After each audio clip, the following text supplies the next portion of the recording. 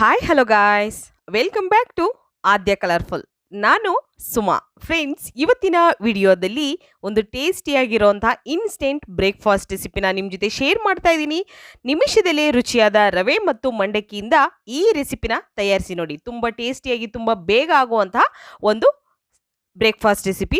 So friends, ನೀವ್ಯಾರಾದರೂ first time ನನ್ನ ಚಾನಲ್ಗೆ ವಿಸಿಟ್ ಮಾಡಿದರೆ ಪ್ಲೀಸ್ ನನ್ನ ಚಾನಲ್ನ ಸಬ್ಸ್ಕ್ರೈಬ್ ಮಾಡ್ಕೊಳ್ಳಿ, ಹಾಗೆ ಲೈಕ್ ಮಾಡಿ ಮತ್ತು ಶೇರ್ ಮಾಡಿ ಫ್ರೆಂಡ್ಸ್. ಈಗ ನಾನು ಇಲ್ಲಿ 1 ಕಪ್ ಆಗುವಷ್ಟು ರವೆ ತೊಗೊಂಡಿದ್ದೀನಿ. ಇದು ಚಿರೋಟಿ ರವೆ. ಸೊ ಚಿರೋಟಿ ರವನ ಒಂದು ಮಿಕ್ಸಿ ಜಾರ್ ತೊಗೊಂಡಿದ್ದೀನಿ. ಈ ಜಾರಿಗೆ ಹಾಕ್ಕೊಳ್ಳೋಣ ಫಸ್ಟು. ನಂತರ ಇದಕ್ಕೆ 1 ಕಪ್ ಆಗುವಷ್ಟು ನಾನು ಮಂಡಕ್ಕಿನ ತಗೋತಾ ಇದ್ದೀನಿ. ನೋಡ್ಬೋದು ನೀವು, 1 ಕಪ್ ಆಗುವಷ್ಟು ರವೆ ಹಾಗೆ 1 ಕಪ್ ಆಗುವಷ್ಟು ಮಂಡಕ್ಕಿನ ತಗೊಳ್ಳೋಣ. ಸೊ ಈಗ ಮಂಡಕ್ಕಿ ಕೂಡ ನಾವು ಒಂದು ಮಿಕ್ಸಿ ಜಾರ್ಗೆ ಹಾಕ್ಕೊಳ್ಳೋಣ. ರವೆ ಮತ್ತು ಮಂಡಕ್ಕಿ ಎರಡನ್ನೂ ಕೂಡ ಹಾಕಿ ಇದನ್ನು ನಾವು ಪೌಡರ್ ಆಗಿ ಮಾಡ್ಕೊಂಬರ್ಬೇಕಾಗುತ್ತೆ.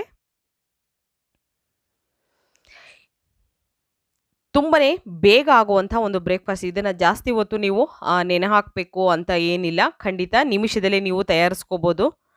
ಈಗ ಎರಡನ್ನೂ ಕೂಡ ನಾನು ಪೌಡರ್ ಮಾಡ್ಕೊಂಬಂದಿದ್ದೀನಿ, ನೋಡ್ಬೋದು ನೀವು.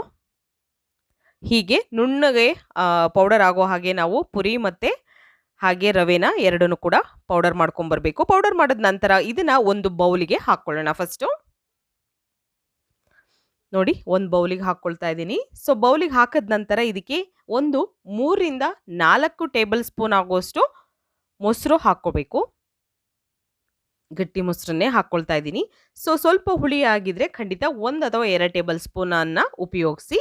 ನಂತರ ಇದಕ್ಕೆ ನಾನು ಒಂದು 2 ರಿಂದ 3 ಅಂದರೆ ಟೋಟಲಾಗಿ 2 ಕಪ್ ನೀರು ಬೇಕಾಗುತ್ತೆ ನಮಗೆ ಮಿಕ್ಸ್ ಮಾಡಬೇಕಾದ್ರೆ. ಸೊ ಈಗ ನಾನು 1 ಕಪ್ ನೀರನ್ನು ಉಪಯೋಗಿಸಿದ್ದೀನಿ. ಇಷ್ಟನ್ನು ಹಾಕಿ ಚೆನ್ನಾಗಿ ಇದನ್ನು ಮಿಕ್ಸ್ ಮಾಡ್ಕೊಳ್ಳೋಣ ಫಸ್ಟು. ಹೀಗೆ ಯಾವುದೇ ರೀತಿಯಾದಂತಹ ಗಂಟಿರಬಾರ್ದು, ಹಾಗೆ ನಾವು ಇದನ್ನು ಮಿಕ್ಸ್ ಮಾಡ್ಕೋಬೇಕು. ಸೊ ಮಿಕ್ಸ್ ಮಾಡಿದ್ದಾಗ ನಂತರ ಸ್ವಲ್ಪ ನೀರು ಬೇಕು ಅನ್ನೋದಾದರೆ ನೀರನ್ನು ಹಾಕ್ಕೊಳ್ತಾ ಹಿಟ್ಟನ್ನು ಚೆನ್ನಾಗಿ ಕಲಿಸ್ಕೊಳ್ಳಿ. ಹೀಗೆ ಇದನ್ನು ಮಿಕ್ಸ್ ಮಾಡಿಕೊಂಡು ನಾನು ಕಲಿಸ್ಕೊಳ್ತಾ ಇದ್ದೀನಿ. ಸ್ವಲ್ಪ ನೀರು ಬೇಕಾಗ್ಬೋದು.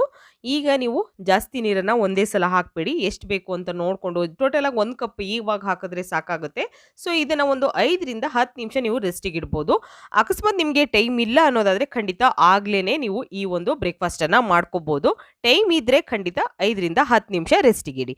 ಇದಕ್ಕೆ ನಾನು ಒಂದು ಮೀಡಿಯಮ್ ಸೈಜಲ್ಲಿರುವಂತಹ ಈರುಳ್ಳಿನ ಸಣ್ಣದಾಗಿ ಕಟ್ ಮಾಡಿ ಹಾಕ್ಕೊಂಡಿದ್ದೀನಿ, 1 ಕಪ್ ಆಗುವಷ್ಟು ಟೋಟಲಾಗಿ. ಹಾಗೆ ಕ್ಯಾರೆಟ್ ತೊಗೊಳ್ಳೋಣ. ಇದಕ್ಕೆ ರುಚಿಗೆ ತಕ್ಕಷ್ಟು ಉಪ್ಪನ್ನು ಹಾಕ್ಕೊಳ್ಳೋಣ ಫಸ್ಟು. ನಂತರ ಜೀರಿಗೆ ಹಾಕ್ಕೊಳ್ತಾ ಇದ್ದೀನಿ. ಒಂದು ಅರ್ಧ ಸ್ಪೂನ್ ಆಗುವಷ್ಟು ಜೀರಿಗೆ ಹಾಕ್ಕೊಳ್ಳೋಣ. ನೋಡಿ, ಒಂದು ಅರ್ಧ ಸ್ಪೂನ್ ಆಗುವಷ್ಟು ತಗೊಂಡಿದ್ದೀನಿ ನಾನು. ಸೊ ಜೀರಿಗೆ ಅಥವಾ ಸೋಂಪು ಯಾವುದನ್ನು ಬೇಕಿದ್ರೂ ಹಾಕ್ಕೊಳ್ಬೋದು ನೀವು. ನಂತರ ಕ್ಯಾರೆಟ್ ತೊಗೊಳ್ತಾ ಇದ್ದೀನಿ. ಕ್ಯಾರೆಟನ್ನು ಧಾರಾಳವಾಗಿ ಹಾಕ್ಬೋದು, ಎಷ್ಟು ಬೇಕಿದ್ರೂ. 1 ಕಪ್ ಅಥವಾ 1.5 ಕಪ್ ಇದ್ರೂ ಕೂಡ ಹಾಕ್ಕೊಳ್ಳಿ, ತುಂಬ ಚೆನ್ನಾಗಿರುತ್ತೆ. ಹೆಲ್ತಿಗೂ ಕೂಡ ತುಂಬಾ ಒಳ್ಳೆಯದು. ಸೊ ಈಗ ನಾನು ಇಲ್ಲಿ 1 ಕಪ್ ಆಗುವಷ್ಟು ಕ್ಯಾರೆಟ್ ತುರಿನ ಹಾಕ್ಕೊಳ್ತಾ ಇದ್ದೀನಿ, ತುರಿದು ಹಾಕ್ಕೊಳ್ತಾ ಇದ್ದೀನಿ. ಈಗ ಇದನ್ನು ಮಿಕ್ಸ್ ಮಾಡ್ಕೊಳ್ಳೋಣ, ನೀಟಾಗಿ ಇದನ್ನು ಮಿಕ್ಸ್ ಮಾಡ್ಕೊಳ್ಳೋಣ. ಸೊ ಸುಮಾರು ಜನ ನನಗೆ ರಿಕ್ವೆಸ್ಟ್ ಕಳಿಸಿದ್ರು ಮಂಡಕ್ಕಿಯಲ್ಲಿ ದೋಸೆ ಮಾಡಿ ಅಂತ. ಸೊ ಇದು ಒಂದು ಅದರಲ್ಲಿ ದೋಸೆ ಟೈಪಲ್ಲೇ ಬರುತ್ತೆ. ಖಂಡಿತ ಇದು ಒಂದು ಬ್ರೇಕ್ಫಾಸ್ಟ್ ರೆಸಿಪಿ, ರವೆ ಮತ್ತು ಮಂಡಕ್ಕಿಯನ್ನು ಉಪಯೋಗಿಸಿ ಮಾಡ್ತಿರೋ ಅಂಥದ್ದು. ಸೊ ನಿಮಗೆ ಬರೀ ಮಂಡಕ್ಕಿಯಲ್ಲೇ ದೋಸೆ ಮಾಡೋದಾದರೆ ಖಂಡಿತ ಅದನ್ನು ಕೂಡ ನಾನು ಮುಂದಿನ ವಿಡಿಯೋದಲ್ಲಿ ಶೇರ್ ಮಾಡ್ತೀನಿ. ನಂತರ ಈಗ ಕೊತ್ತಂಬರಿ ಸೊಪ್ಪು, ಸ್ವಲ್ಪ ಕಟ್ ಮಾಡಿರೋಂತಹ ಕೊತ್ತಂಬರಿ ಸೊಪ್ಪನ್ನು ಹಾಕಿ ಮಿಕ್ಸ್ ಮಾಡ್ಕೊಳ್ತಾ ಇದ್ದೀನಿ. ಮಿಕ್ಸ್ ಮಾಡಬೇಕಾದ್ರೆ ಸ್ವಲ್ಪ ನೀರು ಏನಾದರೂ ಬೇಕು ಅಂದರೆ ಖಂಡಿತ ನೀವು ನೋಡಿಕೊಂಡು ಮಿಕ್ಸ್ ಮಾಡ್ಕೊಳ್ಳಿ. ಮೇನ್ ಇಂಗ್ರೀಡಿಯೆಂಟ್ಸ್ ಇದಕ್ಕೆ ಏನು ಅಂತಂದರೆ ಕಡಲೆ ಬೀಜ ನಾವು ಹುರಿದು ಪೌಡರ್ ಮಾಡಿರೋದನ್ನು ಒಂದು 2 ರಿಂದ 3 ಟೇಬಲ್ ಸ್ಪೂನ್ ಆಗುವಷ್ಟು ಹಾಕ್ಕೊಳ್ಳೋಣ. ಕಡಲೆ ಬೀಜ ಪುಡಿ ಹಾಕ್ಕೊಳ್ತಾ ಇದ್ದೀನಿ ನಾನು.